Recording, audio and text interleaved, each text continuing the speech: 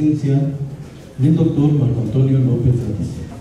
Él es doctor en tanatología por el Instituto Mexicano de Psiconcología, maestro y especialista en derechos humanos por la UNAM, maestrante en psicoterapia transpersonal integrativa por el Instituto Mexicano de Psiconcología, licenciada en Derecho y Psicología por la UIA, UNITEC y el INTA, director de la Casa de los Amigos, Centro Huaquero de Paz y Entendimiento Internacional, becario de excelencia académica por el Consejo Nacional de Ciencia y Tecnología, candidato a ingresar al Sistema Nacional de Investigación sin CONACYT, experiencia laboral en administración pública, la iniciativa privada, el tercer sector y el Poder Judicial. Conferencista nacional e internacional en temas de derechos humanos, paz y justicia.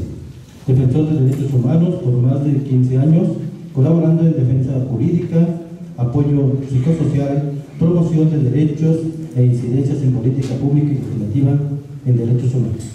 Docente en el Instituto Mexicano de Psiconcología y del Instituto Mexicano de Estudios Superiores y de Posgrado. Decano de la carrera de Derecho por el Instituto Mexicano de Estudios Superiores y de Posgrado. Él nos compartirá en este momento la ponencia magistral Democracia, Cultura de la Legalidad y Seguridad Humana, una reflexión desde el derecho. Con ustedes el doctor Marco Antonio López Ramírez.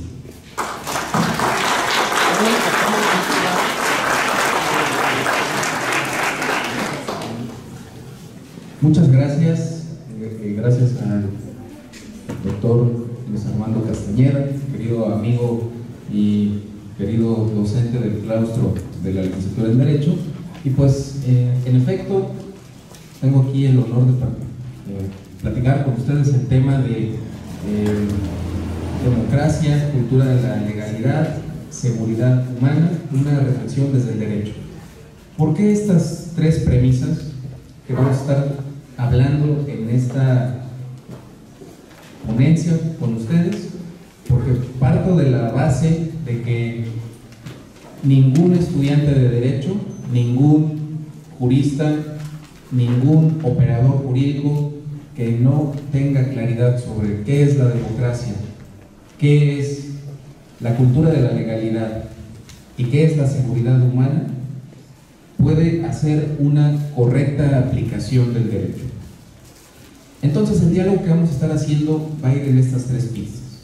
Reflexionar un poco sobre lo que es la democracia desde la perspectiva de los diferentes conceptos de democracia e ir clarificando la idea de democracia.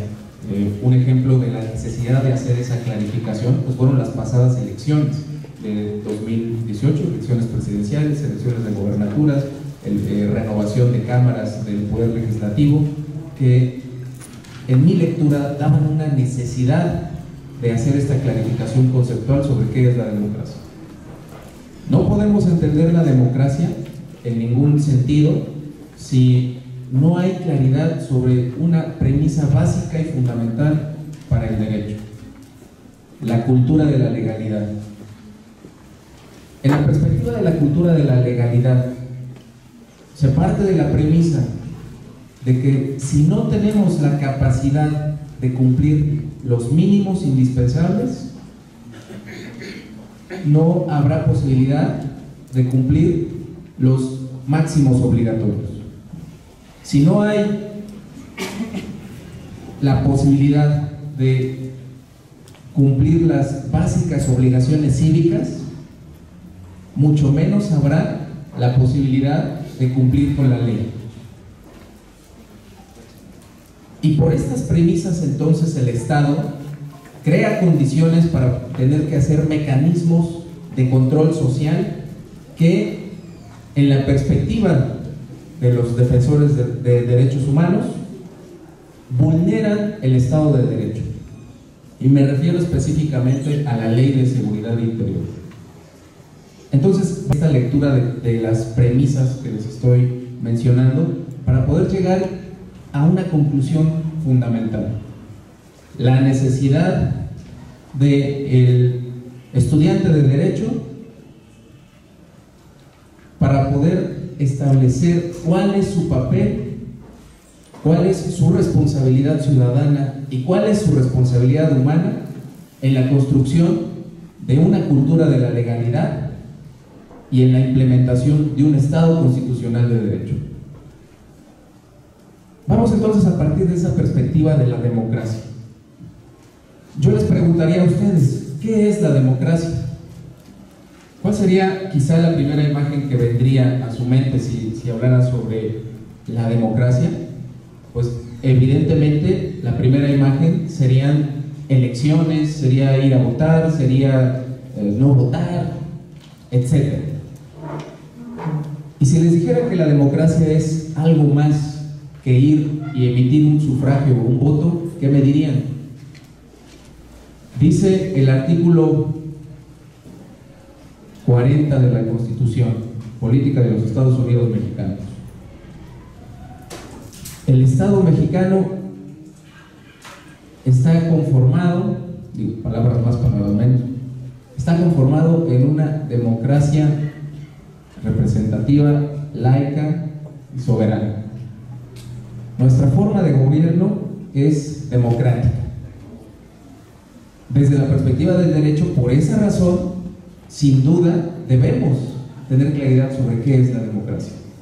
Y entonces, si hacemos un viraje a la historia y llegamos ahí a estas zonas helénicas, ahí por el año 400 a.C., pues nos encontraremos con que la democracia era una forma de gobierno imperfecta, decía Platón y Aristóteles.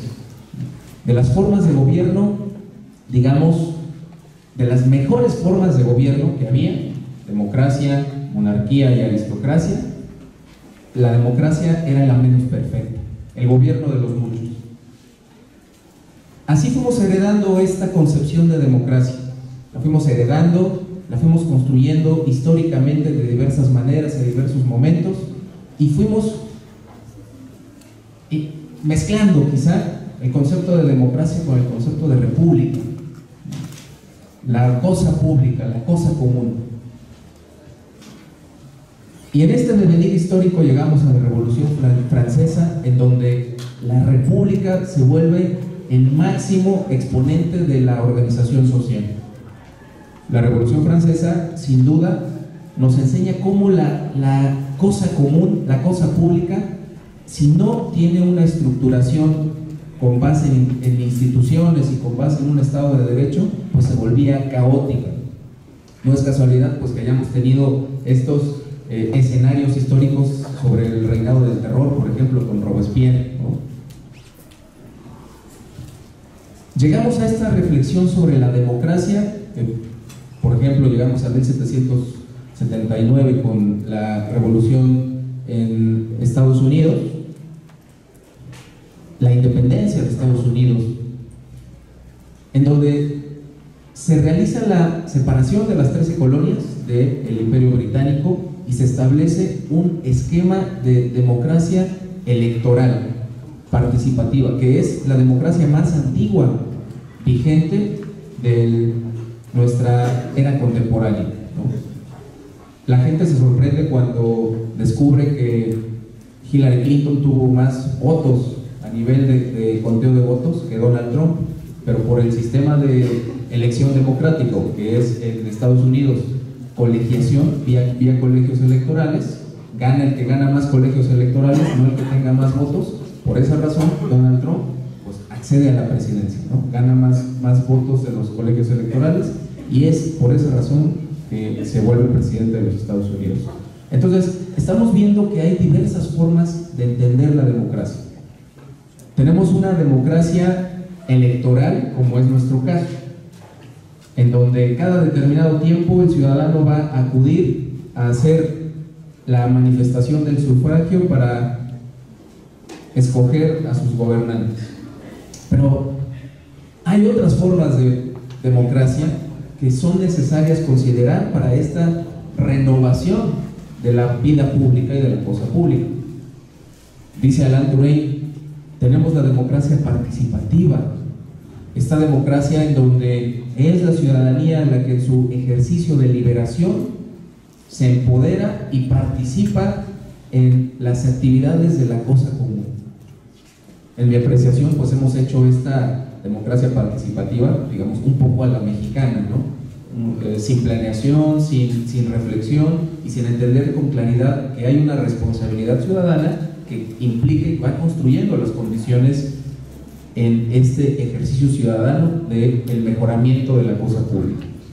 Entonces, tenemos aquí esta primera premisa: la democracia, desde la perspectiva de Alain Touraine, desde la perspectiva de la propia Constitución y desde la perspectiva de la legislación electoral, es más que una emisión de un voto. La democracia implicará entonces una participación activa del ciudadano.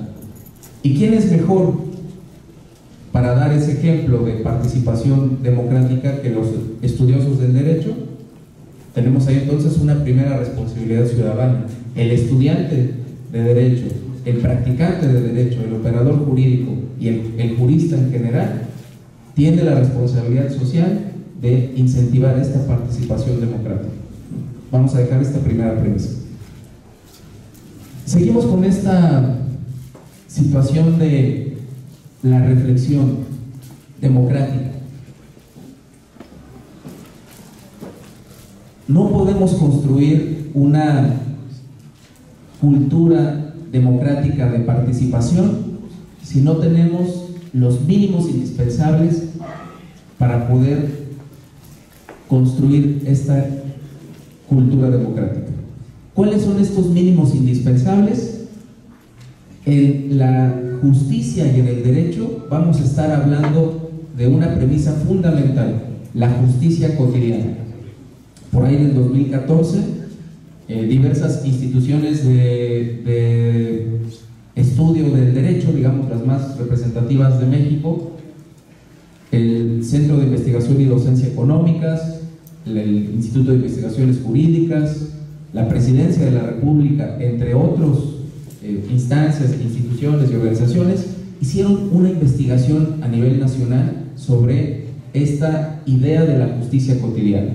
Y les decía yo, la justicia cotidiana precisamente es esta característica ciudadana de cumplir los mínimos indispensables que el derecho nos pide cumplir. Por ejemplo, estamos hablando de premisas básicas como la convivencia cotidiana, digamos, el saludo vecinal,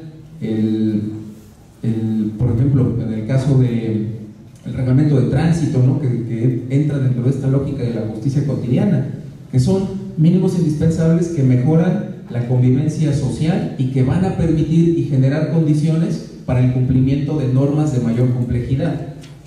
No podemos pensar en cumplir normas, por ejemplo, de cultura cívica.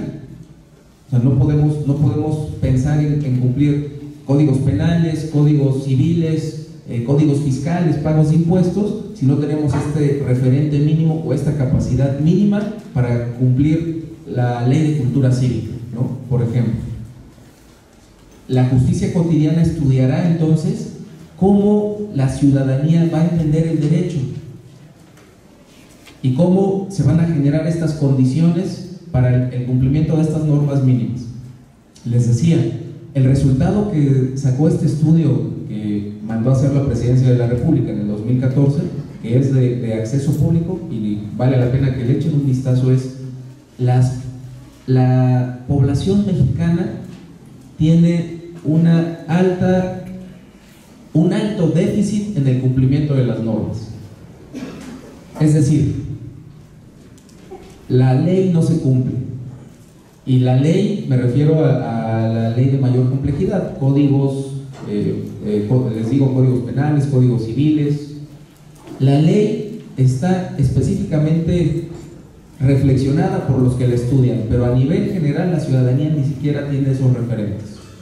Y entonces arroja ese estudio también de la Presidencia de la República. Hay una gran necesidad de reforzar. Si queremos establecer un Estado de Derecho o el Estado constitucional de Derecho, hay una gran necesidad de reforzar los mínimos referentes para el cumplimiento de la ley, como por ejemplo la cultura cívica, la cultura de la legalidad. de esto se va a encargar la justicia cotidiana.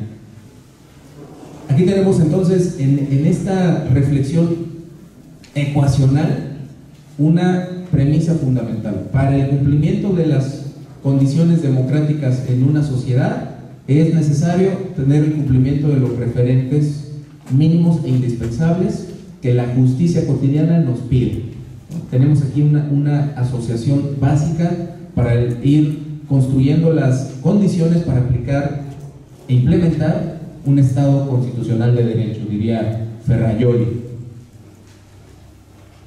Y llegamos entonces a este siguiente momento, el aspecto de por qué entonces, si se supone que vivimos en un Estado de derecho, ¿por qué se dan las condiciones para diseñar e implementar legislaciones como la Ley de Seguridad Interior, que precisamente van en toda lógica jurídica, en toda lógica del paradigma de los derechos humanos, o en toda lógica por ejemplo, de la reforma de derechos humanos de 2011, que básicamente ponía el estándar de un Estado constitucional de derecho al sistema jurídico mexicano? Pues precisamente porque si no se dan estos mecanismos de control social, pues no podríamos gestionar la convivencia cotidiana y la convivencia común. No es casualidad que al día de hoy en la sociedad mexicana existan altos índices de violencia en diferentes niveles.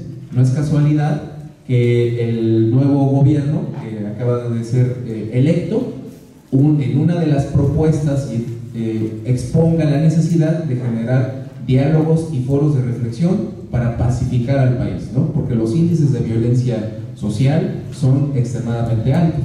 Entonces, ¿qué está pasando con el derecho? Pues no está funcionando las premisas básicas del cumplimiento del respeto de la norma. Tan solo para ponerles un ejemplo de la necesidad de reflexionar y profundizar en el estudio de la Ley de Seguridad Interior, que básicamente tiene este diseño de ser un mecanismo de control social que vulnera los derechos humanos y las garantías que la reforma de derechos humanos de 2011 expuso. No es casualidad que esta Ley de Seguridad Interior, que fue aprobada en diciembre y que prácticamente ya ha sido publicada, pero que no ha entrado en vigor porque tiene algunos recursos jurídicos que le están impugnando, esté viviendo este proceso. Hay algunas acciones de inconstitucionalidad que presentaron los organismos públicos de derechos humanos para que la Suprema Corte de Justicia de la Nación pudiera revisar este ordenamiento. Tan solo para que tengan una idea de que la seguridad nacional va en contra del derecho, del Estado de Derecho, y que entonces habría que virar a una reflexión de seguridad humana, que es la reflexión que va en línea con la democracia, que va en línea con la cultura de la legalidad y que va en línea con la implementación del derecho para generar condiciones de bienestar de una sociedad. Quiero compartirles el artículo de la Ley de Seguridad Interior, que me parece, dice un dicho en el derecho, ¿no? Esto es algo muy interesante: quien hace la norma hace la trampa. Entonces siempre vale la pena tenerlo cuando uno revisa ordenamientos jurídicos. Dice el artículo 10 de la Ley de Seguridad Interior: a falta de disposición expresa en esta ley, se aplicará supletoriamente la Ley de Seguridad Nacional y, en su caso, la Ley General del Sistema Nacional de Seguridad Pública en el ámbito de sus competencias. Hasta ahí todo pareciera que está bien, ¿verdad? Dice el siguiente párrafo: la materia de seguridad interior queda excluida de lo dispuesto en la Ley Federal de Procedimiento Administrativo. Punto. ¿Qué piensan de esto que les estoy diciendo? No, pues quién sabe, ¿no? Bueno, pues este párrafo precisamente lo que hace es excluir a la Ley de Seguridad Interior de los recursos jurídicos que pueden impugnar la declaratoria de procedencia, cuando se da una necesidad de seguridad nacional. Así de sencillo. ¿Y qué significa eso? Pues que la deja fuera del sistema jurídico, crea un estado de excepción. Si habláramos de la famosa jerarquía constitucional y que si los derechos humanos o que si la Constitución, bueno, pues esto es una ley de excepción, queda fuera del sistema jurídico y entonces pues pone en otra lógica y en otra dinámica. Yo diría con los estudiantes, ¿cómo podríamos entonces revertir este tipo de prácticas? ¿Cómo podríamos revertir entonces este tipo de prácticas? ¿Cómo podríamos modificar este tipo de legislaciones y retornar a la reflexión democrática de compromiso y a la construcción de las condiciones de la cultura de la legalidad? Desde la escuela, desde la academia, desde lo que están haciendo todos los días que vienen a estudiar su licenciatura en Derecho, aquí en el IMESP, sería reflexionando premisas del papel del derecho. ¿Qué tipo de derecho queremos? ¿Qué tipo de derecho necesitamos para ir haciendo estas modificaciones culturales que van a traducirse en modificaciones institucionales y que desde luego se van a tener que traducir en modificaciones legislativas? Pienso en este momento la necesidad de reflexionar el concepto de justicia para poder entonces ir entendiendo qué tipo de sociedad es la que necesitamos. Pienso entonces en John Rawls cuando habla de su teoría de la justicia y que precisamente nos habla de las necesidades que la justicia demanda para hacer realidad en una sociedad. Ordenamientos complejos, normas e instituciones, dice John Rawls. Pienso también en la definición de Stillman cuando habla de justicia. La justicia es la síntesis democrática de las concepciones particulares.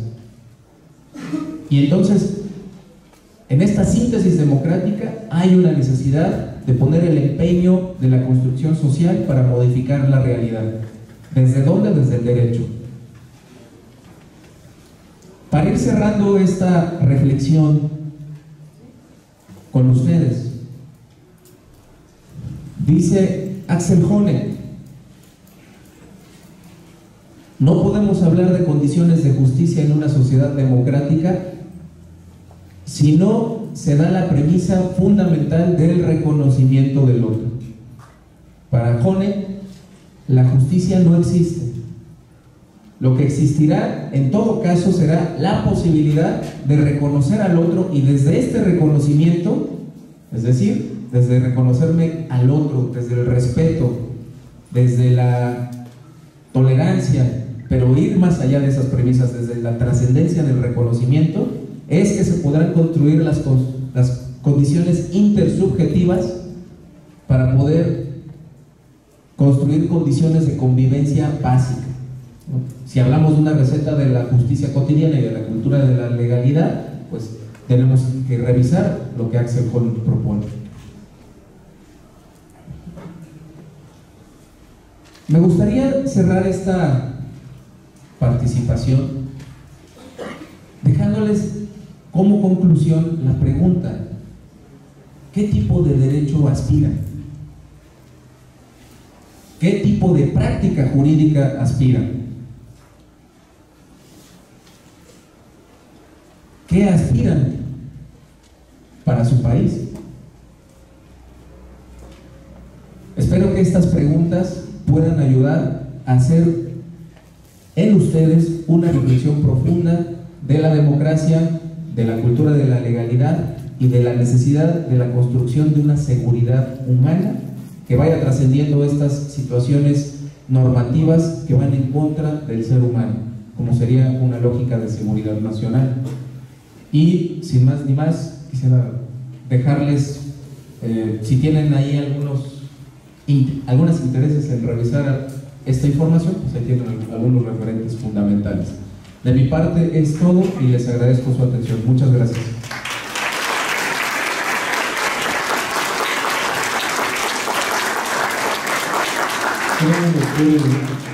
Don Antonio López Galicia, somos nosotros quienes agradecemos su valiosa intervención, y obviamente hablar del tema de la justicia es un tema muy relevante que nos convoca, que nos interesa a todos nosotros como abogados en formación o bien en el ejercicio del ámbito público.